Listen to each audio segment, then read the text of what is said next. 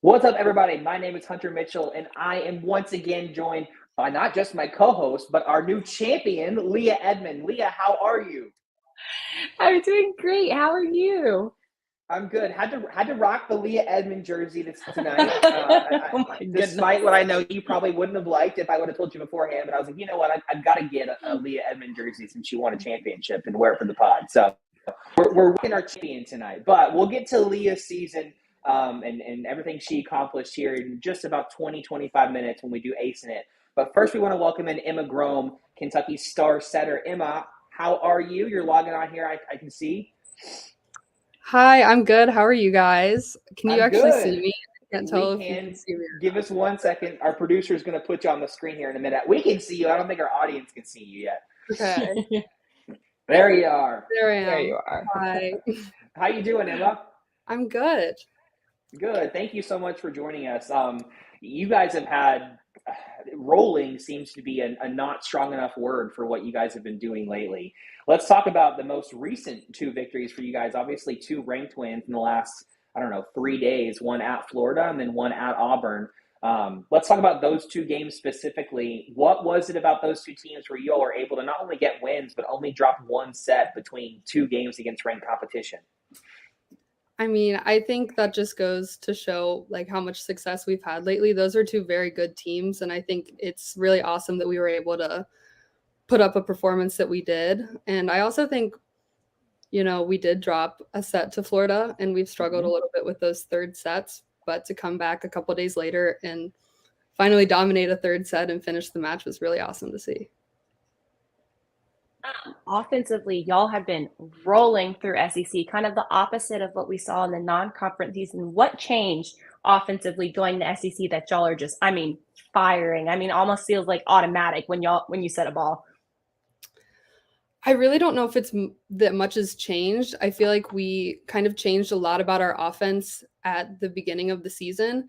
And so I feel like the beginning, it's kind of an unfortunate situation. You're playing a lot of really good teams that are already pretty sound in what they're doing, and we're changing a lot. So I feel like a lot of that was just a little bit of a learning curve and growth happening. And I think we, going through those tough games, kind of learned what we needed to tweak even more. And I think that really helped us going into SEC. Emma, you played with some really talented freshmen just throughout your 3 years at Kentucky. We got to talk about Brooklyn and Molly, the ones that we're seeing regularly. I mean, these two have been incredible for you guys. Talk about first what you kind of developed with Brooklyn. Obviously, it's always new, developing a connection with a new hitter, and obviously she's one of your outside, so she's going to get a majority of the swings. What's it been like developing that connection with Brooklyn? But then also, what's it like having Molly behind you backing you guys up, defending some of these balls that she's picking up that really she has no business being able to do? I mean, both of them are just awesome. They came in already really good, and they've had so much growth this season so far. And I think that's really awesome to see, and very proud of them for that. And I think with Brooklyn, she's just such a good athlete. I mean, she can adjust to really anything, and that makes setting her so much more fun and really easier. Like, I don't have to stress as much if I miss a ball. I know she's going to be able to get it. But I think that's something we worked really hard on and kind of like clicked a little bit at the beginning. There wasn't like, I feel like it was never really, you know, one of those things where like you really have to fix it. But I think it kind of came naturally, and she's just developed so much. So it's been awesome. Elise Getzinger is having the best season of her Kentucky career, and y'all on the slide is something I have never seen before. I mean, it's incredible at how high of a percentage she's getting a kill on it, and just how you're able to get her in that slide in kind of some really weird situations. So was that something y'all worked on, or just this year you're just like, it's just working? It's just working out perfectly. I feel like this year it's really just clicking. I mean, I've never seen someone be able to run a dog like she can. I could set her a dog from literally anywhere on the court, and she will probably get a kill. I mean, it's amazing how she can do that and how she can adjust to things. Even in like when we're off the net or really far, she finds a way to connect on it. It's awesome. I think that's been Emma, a huge part for us. go ahead. Go ahead. Emma, it's funny. Last year, you all were unique in that whenever you all were out of system a lot, you all went to the right side to Reagan. But that was kind of I don't want to say it was the only unique thing about your all's offense, but it was one of the main unique things that you all do. We talked about Elise obviously getting a very high percentage, which is abnormal for a middle to get set as much as Elise and Johnny do. But you all also are going to the back row with Brooklyn now really, really frequently. And we haven't seen that from a Kentucky team really since Leah and Allie played. What's it been like developing that with Brooklyn? Because now you guys are getting pretty automatic, you and Brooklyn on that back row attack. Yeah, I mean, I think those two pieces have been what's really helped our offense grow this year, is just having so many options and things to layer in, because it really messes with the blockers on the other side. I mean, they don't really know where it's going because we have so many options available. But yeah, the back row attack has been huge. I mean, when you only have two options in the front row, layering in that back row attack really is a huge difference. But she's been awesome at that. We've really been working hard on that, trying to be able to find her in any sort of situation. So you've been starting setter for the past 2 years, and I mean, you've accomplished just about everything you possibly can. Going into your junior year, what were your goals for this season? More even volleyball wise, personally wise, what did you want to see from yourself, or what were you working on that you've really seen that you are producing well this year compared to other 2 years? I think my goal pretty much every year is just to keep getting better in any way I can. And I think Madison being there this year, I knew she was going to be there coming in, and I thought I wanted to learn as much as I could from her. And I just knew that that would help me grow my game even more. So that was like my main goals. And then just trying to, I knew we were going to change some things with our offense. So trying to get sound with that as quick as possible. And then we got to talk about Madison, obviously, coming to Kentucky. A lot of people regard her as one of the best collegiate setters the game has seen in several years. At least since I've been covering Kentucky, she is one of the greatest setters I've ever seen. What has it been like learning under her and having her on the bench, able to give you information and tell you what she's seeing? And what have you kind of absorbed from her, just learning from somebody that won a national championship at Kentucky and accomplished everything that she did? It's been awesome. I think it's really a unique experience that she went through pretty much the same exact thing that I'm going through right before I did. So I think it's really cool having her perspectives on things like setting wise, leadership, all of that. And she's pointed out things like technique wise that I can change that I had never even heard of before or thought of. So I think that's been really the key part to me growing my game this year.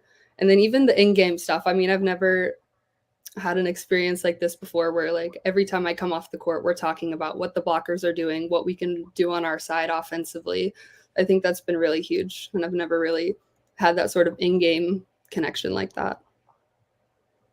So I'm going to ask you a little technical question, because I do this segment called Ace in It when I talk about volleyball, but I can only talk about so much because I'm an outside. And so I would love for like the viewers to get kind of like a setter perspective. So like we call setters like the quarterback of the court. And we know like how a quarterback thinks, but I would love for you to talk about like, as you're setting, like what is going through your mind, how you kind of scan and choose what hitter you're going to set. Man, there's a lot that goes into that in such a short amount of time. But I would say like in serve receive, like before the play, I'm usually looking at the blockers on the other side. Like some teams it's very obvious which one's the weaker blocker. And we talk about that kind of stuff before the game scouting wise. But I usually try to look for that and see what my best matchup is and kind of have a plan of what I would like to do in the perfect situation. But then inevitably you just take what the pass allows, and sometimes that allows me to go to the option that I wanted, and sometimes you got to adjust. But I think also thinking about, if you have a hitter that's hot, like there's some games where Brooklyn's just on fire, or Mel's on fire, somebody's on fire, then you want to try to find them in those situations. Emma, I'm curious because since Madison left the program and you came in and took that starting setter role, a lot of people, myself included, have really said there are a lot of similarities in the way that Emma plays compared to the way that Madison played when she was at Kentucky. Are you aware of that? Did you come into Kentucky like trying to model your game after her? Because a lot of people point to when Madison was setting at Kentucky, she just had a knack for, like we just talked about, who to set and when to set them. She had a knack for putting the ball where to place it, and she never got rattled. All of that is stuff that you have done since you have been here at Kentucky. Did you model that after her knowingly, or is that just kind of how you are? I feel like that just kind of happened. I don't know. I feel like people have said that before, and I really didn't know what they were talking about. But yeah, I mean, one of the cool parts about coming here is I feel like, there's a lot of different things like footwork, techniques, and setting and stuff that everybody's a little bit different, but I feel like I really didn't have to change much of what I was doing when I came here. Like we kind of just adapted to how I was as an athlete. And so that was really cool that I didn't really have to like change a lot. I could just keep building on what I already had. Y'all have about 5-ish games left in the season before you get ready for postseason. What are your goals? What's the mentality in the gym currently? Because you still got Arkansas and Florida again that you have to play. What's the mentality going into these last couple weeks of the season?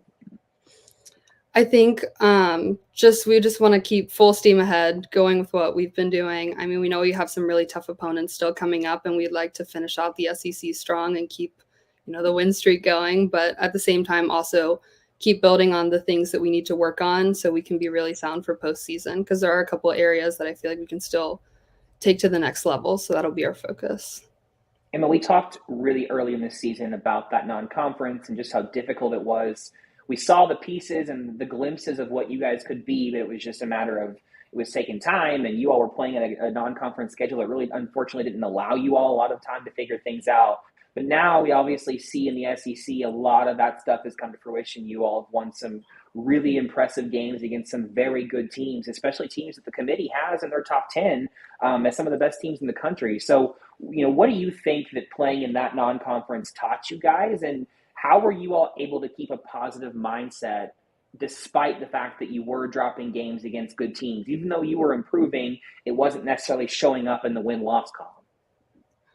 It was definitely tough. I mean, looking back on it now, you can see that clearly it did help us get to where we are now, but going through it at the time, it was definitely frustrating. Because even for us, before we even started our matches, when we were working on all like our new stuff, we saw in the gym how good it could be. But then when we got to the matches, it didn't really show. So that was definitely frustrating for us. But I think we tried to keep a positive mindset about it because, like you're going to get better before you get worse when you're trying new things. So we kind of just told ourselves that and talked about it as a team, what we can do to help each other get better and get to the level we need to be at. But I definitely think it was helpful, and I think it's paying off now, but definitely frustrating at times.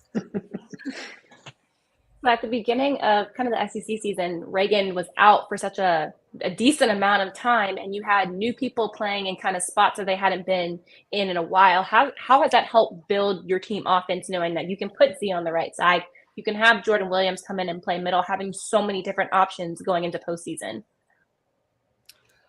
I think it was definitely not that it was a good thing, clearly it's not a good thing, but I do think that definitely helped us a little bit. It just shows how much depth we have on our team and kind of gives us the confidence that we know if something were to happen or we needed to make a change that we would be able to and still be able to compete and win.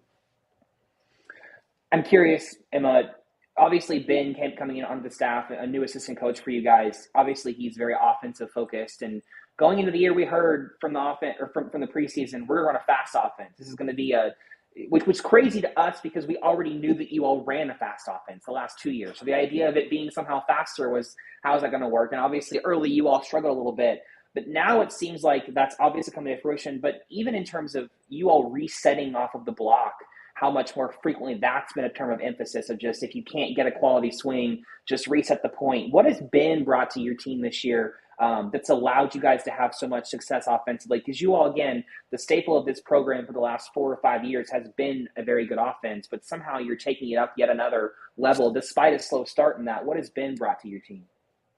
He's brought a lot, man. I mean, that guy just knows so much about volleyball. I think his head is exploding with volleyball knowledge. It's insane.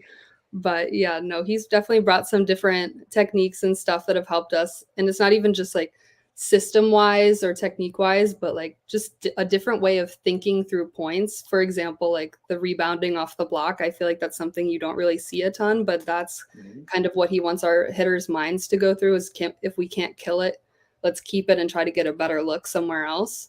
So I think that's definitely helped us, and we've been getting better at that throughout the season. And I think we can even take it to another level, which is like some of the things we'll be working on going into postseason. But yeah, he's been huge.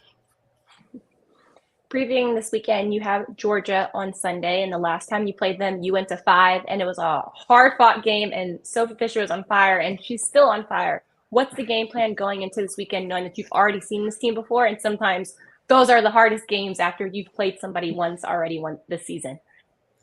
Yeah, I think just taking, looking back at that game, taking what we can from that, and then keep working on the things that we've been working on the past couple weeks since we played them.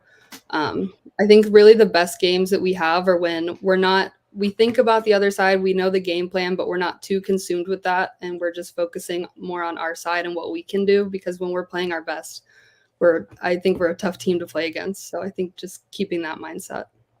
Emma, I want to talk a little bit about your defense, because we hear every broadcast, well, Emma's an undersized setter and they're going to try and abuse that. But it seems like even though that might be technically true, you come up with 1, 2, 3 massive blocks, either solo blocks or block assists every single match. So what is it about blocking that's so much fun for you? Because every time you get a block, you turn around and that whole team explodes. It's especially special whenever Emma Grome gets a block. So what's going on with that?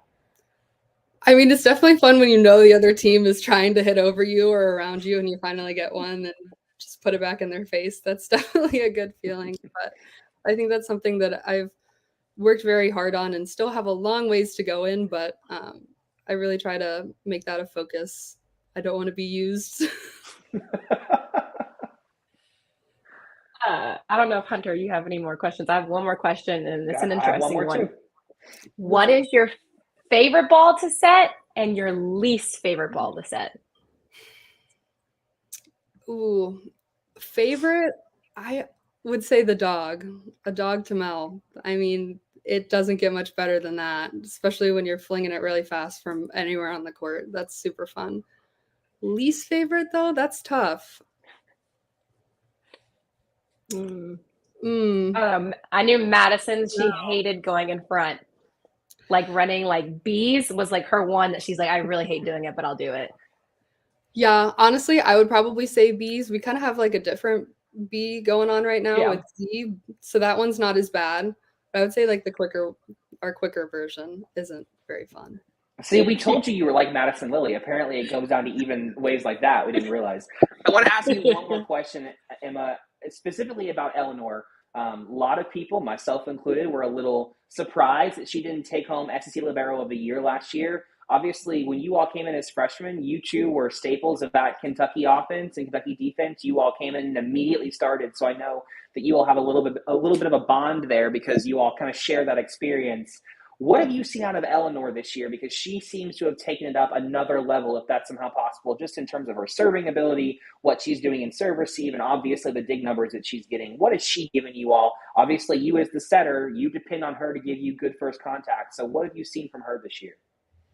I mean, she's been awesome this year. She's definitely made a lot of improvements where you didn't even think there could be improvements. So that's awesome for her. And I think a huge part has been her moving to middle back.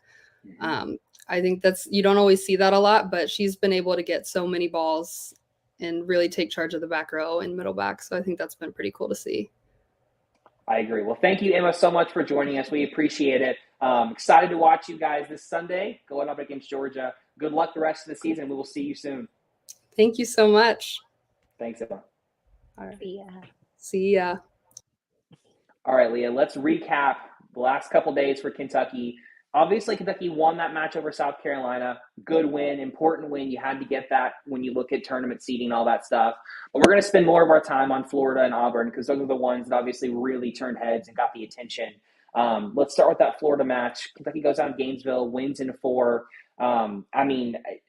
Florida played well, and I think that obviously you don't want to say that match was never in doubt, but it did never feel like Florida was really going to win that one. I thought Kentucky came out, and obviously that first set was close. Kentucky had to come from behind a little bit to win it, but it just felt like Kentucky was calm in that one the entire time. What did you see out of Kentucky in Gainesville on Sunday? I mean, I saw, you said, a calmness. That was a big game. You could tell there was a bunch of people in the crowd, and Florida was going to bring it. And they did. I mean, you have an outside that had 27 kills, and you still won, which is unheard of. Usually when you have 27 kills, you win the game. And so to be able to keep her, even though let her get her kills, but still keep under control everything else, I think just talks to the maturity of how this team has grown this season, because earlier this year, if you let a team go off like that, you were probably losing the game. And so for them to be able to still win, let her do her thing, because it happens sometimes. You're just going to be like, I'm going to let her get her kills, but we're going to focus on the other people and make sure we stop them. It was just a really good all-around complete game. And I mean, like, Florida gave them a fight, and I wasn't expecting them to lay down, even though they're missing 3 of their best players and really are not having the season that you would expect them to. They still came fighting, and they definitely gave Kentucky a run for their money in multiple of those sets. And I mean, they took a set, so clearly that they have the strength, they have the team to do it. But Kentucky stayed so consistent, so calm, and you had the offense firing so well. And it was like so nice to have Emma here after having those 2 games, because I mean, offensively, it was just beautiful to watch. I mean, it was almost automatic. Like, almost every time the ball was perfect, they were getting a kill. And that also speaks to how much their serve receive and their serving has improved over the season, because Emma's barely moving. She has options on serve receive, which makes it so much easier. And we've talked about that. Like, when you're getting perfect balls like that, it is so hard for a team to stop you. And especially with the weapons Kentucky has, it's really hard for a team to even put up a fight when you have all your hitters available at all times. Yeah, and look, we talked going into that Florida match how important it was going to be for Kentucky to keep their calm, right? Last Thursday, we asked you, Kaz and Allie, what are the keys to those Florida matches? And all 3 of you really echoed that. It's always an emotional game. You see Florida and Kentucky, regardless of what the ranking of each team is, it's always the big game. And so it was going to be a matter of which team could kind of keep their heads a little bit more.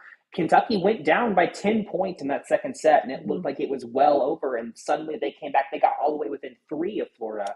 So even in a set where it looked like Florida had firm control, Kentucky still exerted their will and sense of, look, you might have this set, you're going to win it, but we're going to establish some rhythm. We're going to establish some offense going forward that's going to carry us in sets 3 and 4, and that's what they did. That's why I think you saw such a great performance those next 2 sets, and why Kentucky was able to come out of there with a win.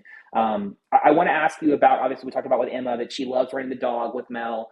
Explain what the dog is for some of those that are listening that might not know what a dog is, because Kentucky has gone to that a lot this year, and they're having a ton of success with that right now.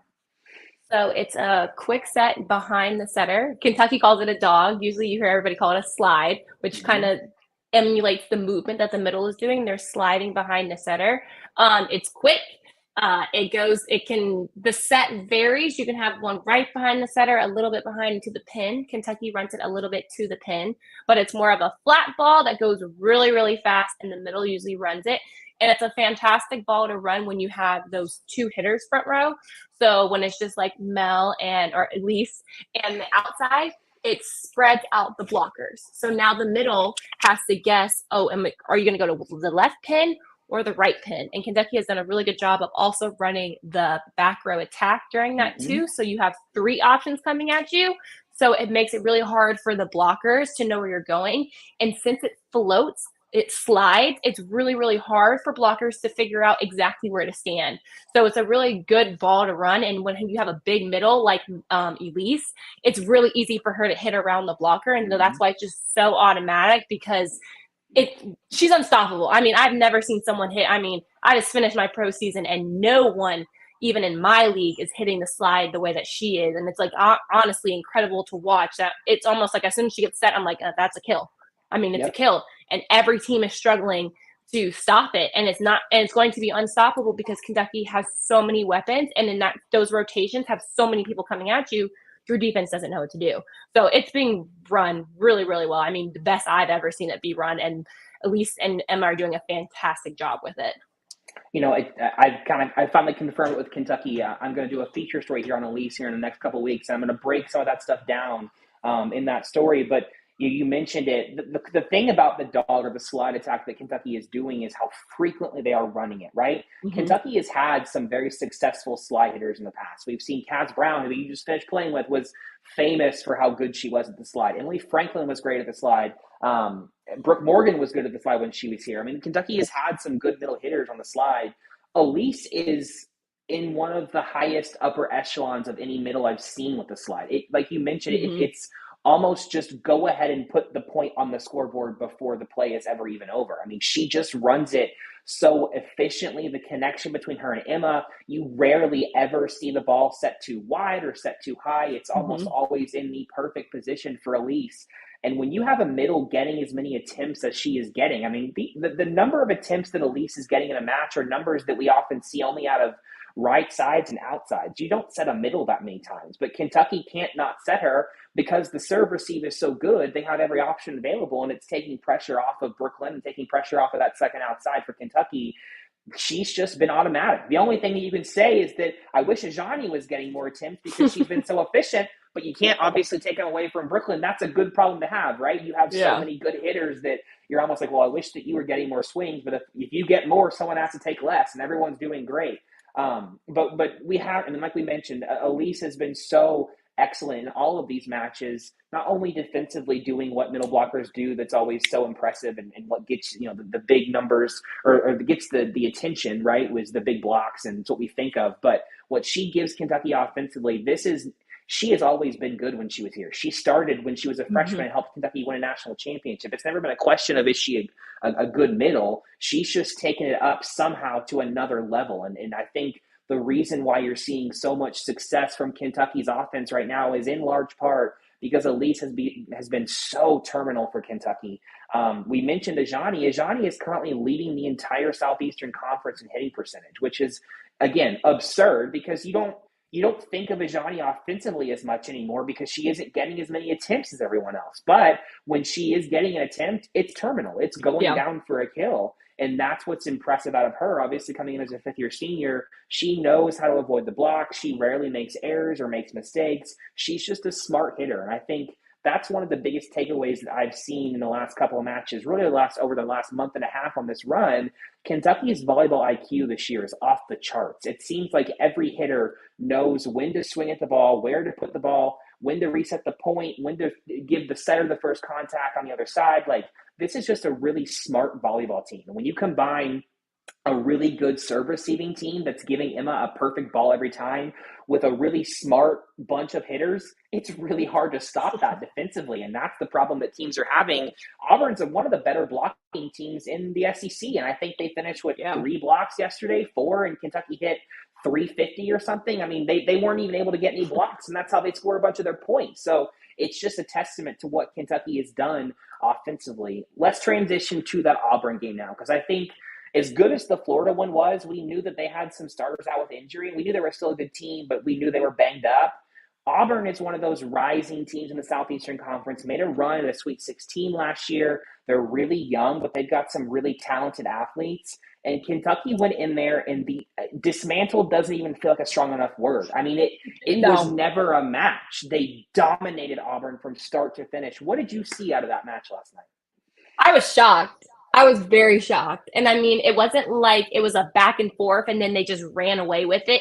They led from the beginning by a big, big amount. And it was shocking because Auburn, of course, the one night that happens, they hit a program record of attendance, which is fantastic for volleyball. But I was just like, wow, what a game to not want to play in front of that many people. But I'm just very, very shocked by you can tell that they were trying to be a little bit aggressive on serving, which is great because Kentucky is a really, really good serve receive team, but they missed too many.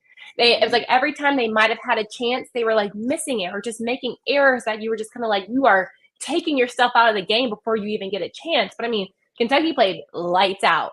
And sometimes with games like that third set, you were like, are they going to lose focus? Because the first 2 sets, they came out and absolutely destroyed them. And that third set, like Emma said, they had struggles finishing, but they did. And they finished well. I mean, they only scored, the most amount in the set was 14 points, 14, which for a team that has beat some of the best teams in the SEC and that was, playing fantastic up into that one game, I would have assumed that we were playing an Auburn team from my years. That was just not what I was expecting from them, especially with how good of a season. But I think that talks about how well Kentucky is playing right now. That a team that had been playing so well, you kind of dismantled and kind of showed all of their flaws in one game. But I mean, it was that's as best of a game that you can play by Kentucky. And of course, Craig won every challenge that he had, which was the most Craig thing ever. But I mean, it was a very complete game. And at this point of the season, that's what you want to see. And that's really, really exciting to see when you have about 2 weeks left going into tournament time. And that's what the tournament, that's what they want to see. They want to see Kentucky doing that because then that lifts their chances of hosting in December really, really high when you're beating a team like that on the road that has beat some of the best opponents in the SEC. And I want to make sure that we accurately quantify how good Auburn really is, right? Because again, if you don't watch SEC volleyball, you might think, oh, they're just overranked. They haven't played anyone. Auburn swept Florida, a week ago? Again, this is a banged up Florida team, but Florida is still talented. They still have a lot of really talented hitters now. I mean, Kennedy Martin, again, in the running for SEC Freshman of the Year. You saw what she did to Kentucky, had 27 kills in that right pin for Florida. So that's still a good team. They're still ranked despite their losses. The committee still is thinking they're one of the better teams in the country. This is a good Auburn team. I mean, Akasha Anderson, who's a sophomore for them, she's been one of the best hitters in the SEC since she got here last year. And Kentucky holds her to, I believe it was 2 kills, and she hit negative 125. I mean, they held Auburn's best outside hitter to only 2 kills and a negative hitting percentage. I mean, again, we keep talking about what Kentucky has done offensively, and all of that is very true. They've been on a roll offensively. But again, defensively, this team with Audrey Whitworth, Eleanor Bevan, and Molly Tuzzo on the back line, it's like you have 3 liberos back there. Stuff that just isn't hitting the floor. I mean, how many times last night did we see Bella Bell, who spent 4 years here at Kentucky, sending rockets over, and Molly Tuzzo just calmly picking them up and giving a perfect ball to Emma? That's frustrating. If you are the team that's hitting the ball, how did you dig that? And we are seeing regularly at least one play where Eleanor and Molly and Audrey are throwing their arms out, running to the very back of the gym, somehow getting a one-arm stab up and over the net. And even if Kentucky doesn't win those points, they're demoralizing for the other team. And suddenly you begin to see more errors because it's like, well, they're going to dig this, so I've got to change something up, right? So even if you lose that point, it helps you further along in the match. Again, volleyball, we talked about it before, volleyball is a mental sport. So even those little victories, if you don't necessarily get the point, if you're doing that, you're getting in the other hitter's head going, you can't get that down on me. And we saw that, again, Molly Tuzzo, even in that Florida game, that one-arm stab that she loves to do, that she delivers perfectly to Emma every time. I don't know how she does it. But this defense is just, again, improving so much along with the offense. You really can't point to one area of Kentucky's game right now and go, well, that's still behind. Are there areas for them to improve? 100%. We've talked about it. I still think they need more production out of that second left pin position. I would still like to see Ajani get a few more attempts just because she is so terminal. I still think that we saw a glimpse yesterday of what Kentucky as a serving team can be. They can be a very good serving team when they actually are aggressive and getting their serves in. Yesterday they were. At times this season they've been less aggressive just to make sure they stay in. If you keep that serving pressure on, it adds another dimension to this team. So this team's ceiling, they haven't hit it yet. I still very much think that this team is still not close to as good as they can be. But this is a team that nationally is getting a lot of attention now. We talked, 3 weeks ago about them flying under the radar. That's not true anymore. I saw somebody on Twitter yesterday saying, man, could Kentucky somehow sneak in and get a top 4 seed? Look, they ain't doing that. They've lost too many losses and they have a few too many bad losses. But when you look at the way they're playing, can you find 6, 7 teams playing better than them right now? You'd be hard pressed to find them. And we even saw Texas, who was ranked 3rd in the committee's top 10. They got swept yesterday. So, Kentucky is playing as well as any team in the country. And again, when you look at what they did to Nebraska, who was the number 1 in the committee's top 10, number 1 in the poll, they took a set off them, almost took 2, maybe should have taken 2. And that was a month and a half ago before they ever got on this roll. It's kind of like, well, I wonder what that would look like now if Kentucky played that game. What would a game against Louisville look like now? Kentucky is truly playing as well as every top team in the country. They just aren't ranked as high because of those early season losses, obviously. But if Kentucky keeps this up, this is going to be a team that is not just going to get in the tournament and host. It's going to be a team that has a legitimate chance to make a run at a Final Four national championship. Because when you look at the components of this team, they have the similar components to what Kentucky championship run was. A great setter, great libero play, a really good back line, and an offense where you don't know where the ball's going to and you really can't stop it. And those are what you need if you're going to play at a high level in that tournament.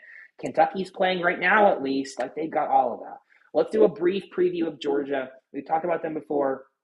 They're a weird team this year. They're really good, and they've got some great wins, but they've got some puzzling losses where you're like, how did you lose that game? Again, we've got to talk about Sophie Fisher. What can we saw what she did the first time. What can Kentucky do to try and slow her down this time? I mean, it's so hard because she is so tall and she kind of runs like an in-between ball, and she also hits from the back row, which is like unheard of, and has a fantastic serve. So I don't even think the goal is to truly stop her. When you have hitters like that, your goal really isn't to stop one hitter. It's kind of like we get the stops we can against her, but let's control everybody else. Kind of like with Florida. So you can't let every single person on Georgia's team go off, because that's when you start losing games. That's when you start struggling. But if you have one person that's going off, but then the rest of them are struggling, usually that's controllable. And so I want to see them keep everyone else under control.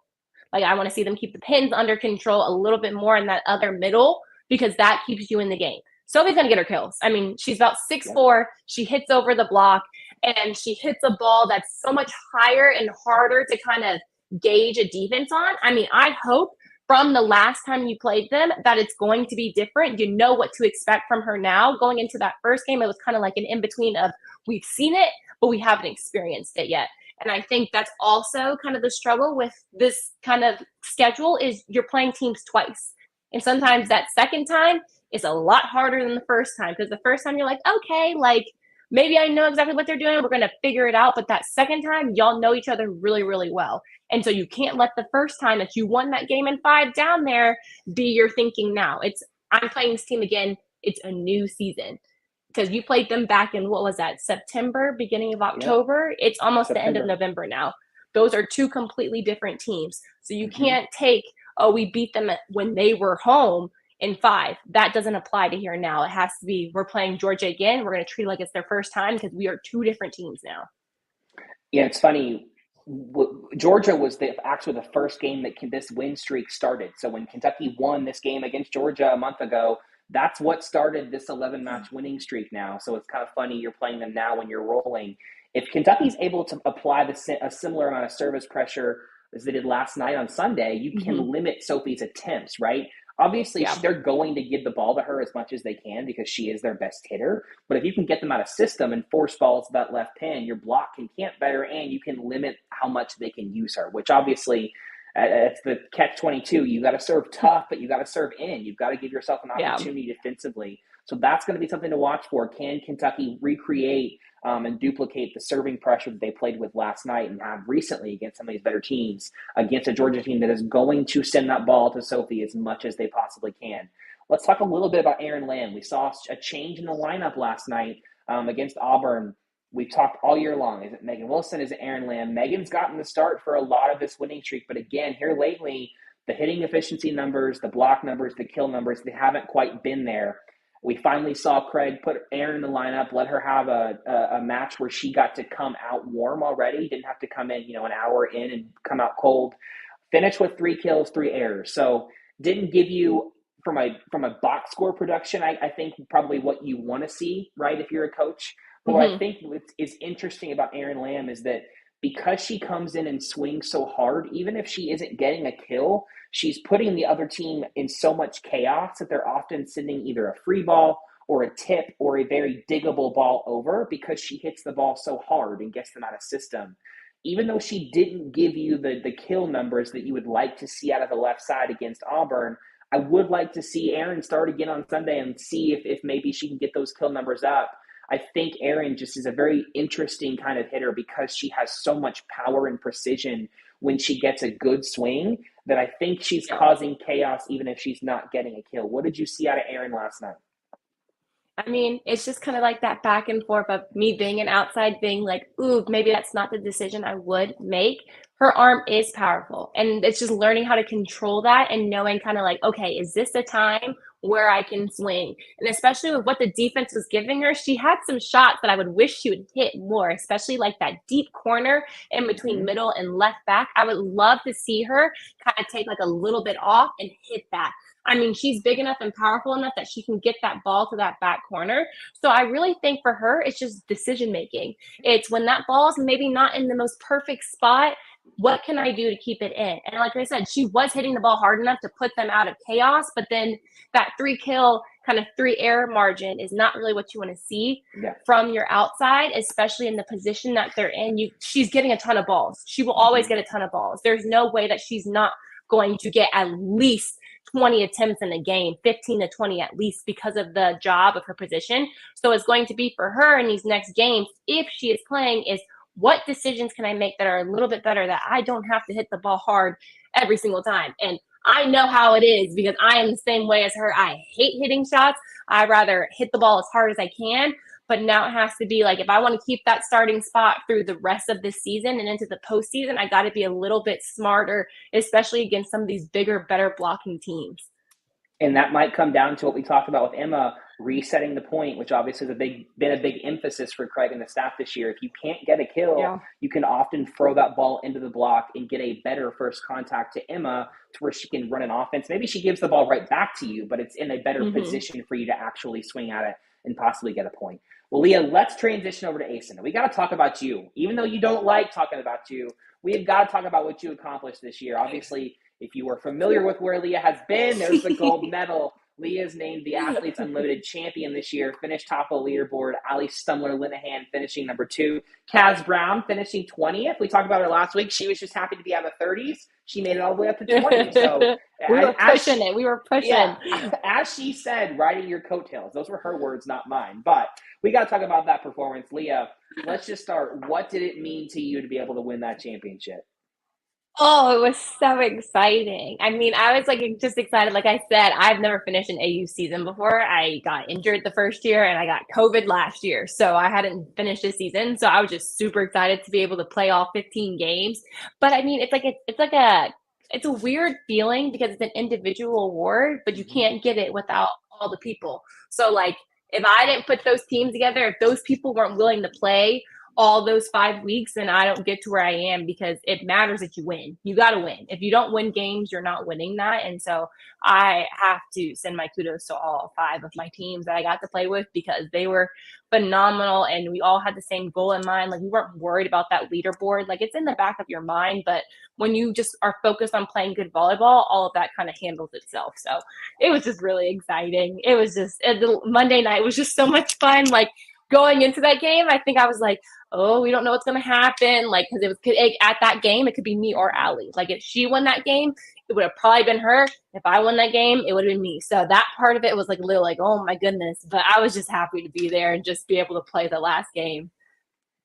And it's funny, after Friday night's game, Ali actually, I think, got an extra 100 points. So she shrank that margin to like 130 points going into that second game. And it very much looked like, man, Ali is going to nip at her heels. It really is going to come down now. I think she lost 2 of the 3 sets Saturday night, which really hurt her because you won your sets. And so that's where the differential became, to where essentially she's going to have to play perfectly on Monday night and her team's going to have to win every set in order to win that. But what did it mean for you to be able to compete against Ali? I know that was really special to you. We talked about that last week. But to see you guys finish 1-2 on the podium after what you did at Kentucky, I mean, what was that like for you? Oh, we were so excited. We couldn't stop hugging each other. We took so many pictures together because we were just so excited for each other. It was weird to have her on the other side of the net, because like the last time that I had been on the court with her, we were on the same side. So like, but it was fun because like I knew all her little tendencies. And so like we tried to always get the rotation. So I was back row. So I'd be able to kind of dig her ball. So I know her well enough to know her arm and know what she's doing with her arm. And like nobody would believe me when I told them certain things. I was like, we cannot let her hit cross. Cross is her favorite thing to hit. Sharp cross, like right to the other outside's face, is her favorite shot to hit. And we can't give her that. So it was really fun because we both knew each other just so well. And so it was interesting to see how we set up like our team defenses around each other. And it was like really funny to have like Kaz trying to go up and block her. It was just like funny, just like knowing how the 3 of us know each other just so well, to like be playing against each other and plotting against each other was like just so much fun. It's funny, the commentators kept talking about how your strategy those last several weeks at AU wasn't necessarily maybe drafting the tops of the leaderboard if they weren't captains. It was drafting familiarity, drafting who you'd already played with, the kind of chemistry that you already built. What was kind of your thinking? Was that what it was, just wanting to draft people that you were familiar with so that you didn't have to worry about getting introduced? Because that's, again, the unique part about AU is that it's a new team every week, technically, because you're drafting every week, right? So what was that like? Was that really your intentional focus? Was it going into the season like that, or was it just kind of a week-by-week basis? How was that in your head? So it was going into the season. So I was captain my first season with AU, and I had some experiences that season that very much changed the way that I looked at being a captain. I think my first season, I was so focused on, okay, who are the best in each statistical category, and I want them on my team. But that doesn't automatically mean that there's going to be good team chemistry. And so I struggled with, I had the best hitters and blockers and defensive people, but as a team, we weren't cohesive. And so going into this season, I was very, very like, I'm going to put together the best group of people. Maybe not the highest scoring or the most with the stats, but work together really, really well. And so that was my goal each week of what pieces can I put together that work really well that will and then make us play better. Because sometimes it has nothing to do with your stats, because like Kaz was in the 30s. And so statistically, that would be like, nope, she's in the 30s. Like she must not be scoring a bunch. And that wasn't even the case. It was her teams are losing. So she wasn't getting any points. But statistically, she was the best blocker in the entire league. She led the league in blocks. So it had nothing to do with what she was doing statistically. It was what her groups of teams were doing. And like she played fantastic with me. I mean, we were together the last 3 weeks. I kept the same setter for the last 3 weeks. I kept the same outside, same libero, same right side. I mean, that was like my goal going, especially into that last week and knowing how important week 5 is. I wanted clearly the same team. I mean, I got 6 of my 7 starters from week 4 back into week 5. So I already knew going to week 5, we would be rolling because we already knew each other. We were comfortable. I mean, even in practice was just so like easy. We were like, okay, we got this and this. Oh, you're passing that ball. Perfect. I'm going to take this ball. You know what type of ball I like. Like we didn't have to do all the new, like, hey, let's get used to this setter. Let's figure out what you like and pass and serve receive. It was like, we already know all this information. We can just go. And so it made things so much easier. And like defensive wise, I wanted to be so defensive minded because I knew that would be the most frustrating part. I mean, you have 44 athletes that are used to scoring a lot and doing a lot. And so to frustrate people defensively, kind of like how Kentucky is, was kind of my goal of like, hey, if we can stop people from getting the easy balls, like that was my mentality. I was like, if somebody hits a ball to the middle of the court straight down, let them have it. They can have it. But we are not letting a tip fall. We are not letting a roll shot fall. And I think that changed our team mentality completely. And we just played so well. But I definitely love having the same people every single week because it just makes things so much easier. And you have so much more trust than if you're switching people constantly every week. Obviously, that AU is a shorter season, only a month long. Are we allowed to ask you what's next for you? I know you had some contractual stuff, so you couldn't talk about it yet, but am I allowed to ask you what's next yet? Okay, what is next for you, Leah? You can. I am playing in a different league in the States. It's called the Professional Volleyball Federation. It is kind of more of a traditional, like pro sports, kind of like NBA, NFL, all those types of things. We have 7 cities, so Columbus, Grand Rapids, Omaha, Atlanta, Orlando, San Diego, and Vegas. And that's kind of like traditional, like we'll have a team. I'm based in Atlanta with Allie Linehan, and I'm really excited about that. And so we will play like normal volleyball. We'll travel around the country, play each other, then have like a Final Four-ish type of championship in May. So that starts in January, and our first game is January 24th, and our last game, I believe, is like May 10th, and then the championship starts May 15th. But yeah, that's coming next. So I get about 2 months maybe of no volleyball, like competition wise. And then I will go do that. And then we just do the same cycle every year till I'm done playing volleyball.